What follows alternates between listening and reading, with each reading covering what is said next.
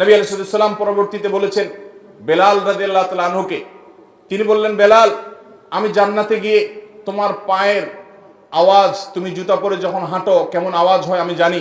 পরিচিত মানুষ যারা, একান্ত কাছের মানুষের পায়ের হাঁটার আওয়াজ কেমন হয় সেটা মুখস্থ হয়ে যায় মানুষের। নবী সাল্লাল্লাহু আলাইহি সাল্লাম বলেছেন, বেলাল, আমি জান্নাতে আমি দেখেছি যে আমার আগে আগে তুমি হাঁটছো এরকম মনে হচ্ছিল এবং তোমার পায়ের জুতার আওয়াজ আমি শুনতে পেলাম। বেলাল, আমাকে বলো তুমি কি আমল করো?